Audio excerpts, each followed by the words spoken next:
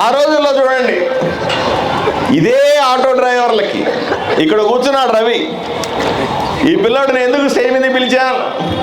అవమానాలు పడ్డ దగ్గర గౌరవం కూడా దక్కాలన్న ఉద్దేశంతో ఈయన స్టేజ్ మీద పిలిచి ఈయన్ని సన్మానిస్తా ఉన్నాను.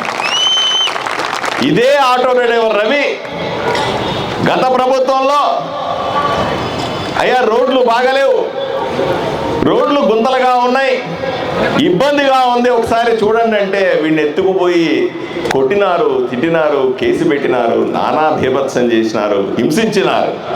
అది అప్పట్లో ఆటో డ్రైవర్లకు ఉన్న గౌరవం. ప్రభుత్వం మారింది. ఈరోజు రావణాసురుడు కాదు, పార్థసారథి ఎమ్మెల్యే. ఈరోజు ఆటో డ్రైవర్లకు ఉన్న గౌరవాన్ని మీరు కళ్ళారా చూడాల్సిందిగా నేను కోరుకుంటా ఉన్నా. అయ్యా, ఆటో డ్రైవర్లు అన్నవాళ్ళు మా వాళ్ళు. ఆటో డ్రైవర్ల కులం లేదు, మతం లేదు. ఏ కులం వాడినైనా తీసుకెళ్తారు, ఏ మతం వాడినైనా తీసుకెళ్తారు, ఏ పార్టీ వాడినైనా తీసుకెళ్తారు. ఎక్కడా కూడా భేషజాలు లేని కాకి చొక్కాని గర్వంగా వేసుకున్న ఒకే ఒక్కడు ఆటో డ్రైవర్. గౌరవంగా ఉండాలి, గౌరవించి తీరాలి.